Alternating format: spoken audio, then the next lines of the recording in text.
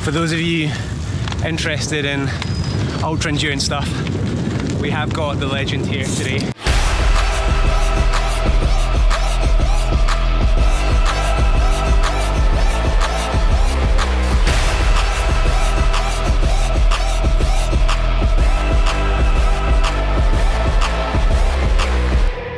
So I thought I'd ask him a couple of questions. Yeah, sure. To see, yeah, what knowledge we can gain about ultra stuff. But yeah, I guess, like, how did you get into ultra cycling in the first place?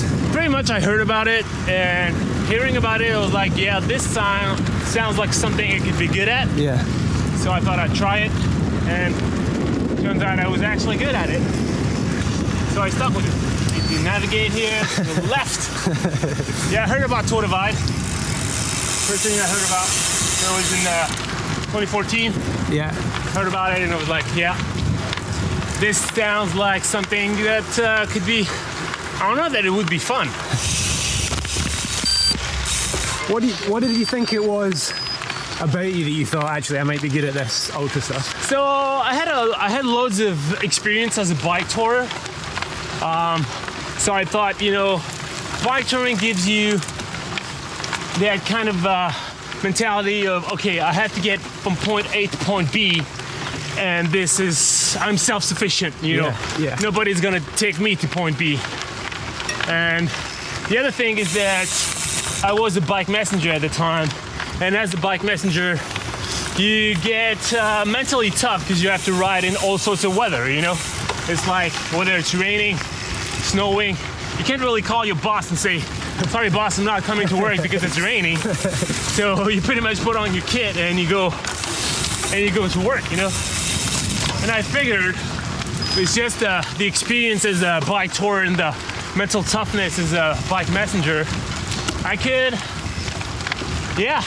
be good at this. So obviously there's the endurance element, but there's also the mental element as well. How do you feel like that plays out in terms of, if you had to put like a percentage on the importance? Yeah, off-road I would say is probably 50-50, because you can be a real fit athlete if you don't have that grit, if you don't have that special mentality. It's not going to take you very far. But basically I feel, what I've noticed is that you need an ability to kind of, when I'm racing, the only thing that seems important to me above all else is that finish line and reaching that finish line as fast as possible. Yeah. And it's an ability to kind of blind yourself to the rest. Yeah. And yeah, it's just like, nothing is as important as what I'm doing right now. And if you start questioning this, it's pretty much over. And do you feel like that's something that you learn and train, or is that something that you just have or don't? I think that's something you're not born with, but you kind of get it from your upbringing. Yeah. Like that, yeah, that grit, that thing of that, I'm never gonna let go of this. Giving up is not an option. And do you think just generally ultra endurance athletes are just a bit mental? I think so, yeah. Yeah, honestly, yeah. And so my final question is, when you do these mega events, do you find time to enjoy the places that you're visiting? Because you're going to some beautiful places. Or are you just so focused on that goal that nothing else even matters? You don't enjoy it as much as when you're bike touring, because you don't have the time to do it. But yeah, I mean, obviously if there was no enjoyment, I would not even do it, you know, because I mean, most of these races are in just absolutely magnificent places. It's also why I chose that sport, is because for me it's much more appealing than just you know, conventional road racing. Yeah. Where first of all you're going so fast that you can't really pay attention to the landscape, and also it's just like, you know, so busy and stressful. Whereas when you're racing ultra, for example, I can find myself just completely alone in this beautiful valley in Kyrgyzstan, or on a mountaintop in New Mexico, and just, the thing is, I mean, you can spare a minute. It's not like track racing where everything is just a split second. Yeah. I mean, we're racing for days, so we can definitely stop for a couple of minutes and bask in, you know, and be like, all right, wow, this is so majestic, you know.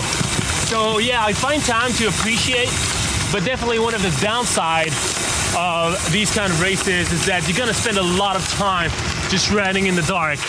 When I did the Atlas mountain race in Morocco, I ended up not sleeping for pretty much the whole race, which meant that I missed half of the landscape because the night was 12 hours long. And so if someone was like, bucket list, I want to do one ultra event and I'm going to aim for it, what one would you suggest that I aim for? Honestly, it's hard because my favorite is the hardest. My favorite is the Silk Road mountain race, but it's not for the faint at heart because you're going to have, 5-hour long hiker bikes. You're going to go at 4,000 meters of elevation. It's gonna be as hot as 40 degrees, as cold as -10. So it's definitely extreme, but that's my favorite. I would say that maybe if you wanna start and if you wanna kind of gauge if this is for you or not, you can start with something like Badlands, which is in southern Spain, Andalusia, 700K. Yeah. Or that's what I have my.